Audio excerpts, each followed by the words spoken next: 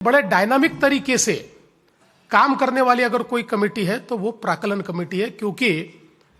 ये कमेटी लगातार हमारे बजट में जो बजट एस्टिमेट्स है उसको किस प्रकार से उसकी मांग की गई, क्या वो मांग सही थी, क्या उसका खर्चा ठीक से हो रहा है, ये सारी चीजें ये एस्टिमेट कमेटी देखती है। और एक प्रकार से इस पूरी प्रक्रिया के ऊपर अंकुश रखने का काम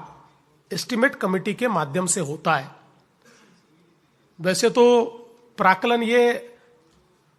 एक संस्कृत शब्द है जिसमें प्राक का अर्थ होता है पहले,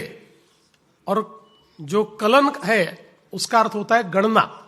तो जिस चीज की पहले गणना की जाती है, जिसका एक एस्टिमेट तैयार किया जाता है, जिसका एक अनुमान लगाया जाता है, उसको प्राक्कलन कहते हैं। तो इस प्रकार से बजट जब हमारे सामने आता है तो ये तो अनुमान ही होता है, लेकिन इस अनुमान के पीछे भी एक बहुत साइंटिफिक प्रक्रिया है कि जिस प्रक्रिया में हर विभाग को कितना पैसा दिया जा सकता है इसका एक अंदाजा दिया जाता है, और उसके आधार पर उन्होंने हमारी डिमांड्स देनी है, उन्होंने मांग करनी है, संसद को मांग करनी है कि हमको आपने 20,000 करोड़ रुपया दिया तो वो पैसा हम इस पर खर्चा करेंगे। और हम जब संसद में उस मांग को वोट के माध्यम से मंजूर करते हैं तब वो जो डिमांड होती है वो मंजूर होती है और फिर खर्चे के रूप में उस विभाग को मिलती है। ये जो सारी प्रक्रिया है, इस प्रक्रिया में जो बजट का एस्टिमेट तैयार होता है वो एस्टिमेट क्या सही ढंग से तैयार किया गया है, जो मांग की गई थी क्या उसकी आवश्यकता है, और आवश्यकता है ऐसा समझकर मांग की गई तो क्या उसको सही ढंग से खर्चा किया गया, ये सारी चीजें एस्टिमेट कमेटी देखती है। इसलिए मैं ऐसा मानता हूं कि किसी भी विभाग को अगर सही पटरी पर चलने के लिए बाध्य करना है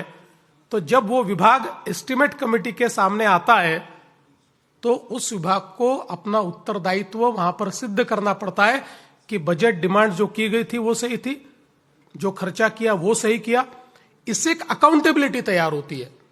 इसके कारण एक एफिशिएंसी तैयार होती है, इसके कारण हमारा जो पैसा हम खर्चा कर रहे हैं क्या सरकार ने जो धोरण तैयार किए, जो पॉलिसीज तैयार की है उसके अनुरूप विभाग काम कर रहे हैं या नहीं कर रहे हैं,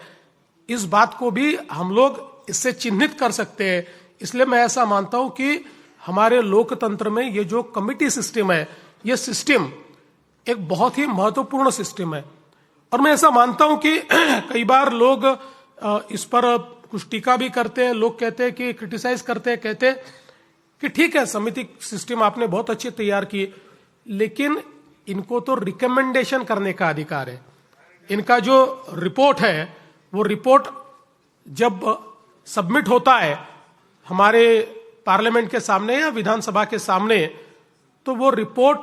एक्सेप्ट ही हो, सारे रिकमेंडेशन एक्सेप्ट ही हो, ऐसा तो नहीं होता है। तो फिर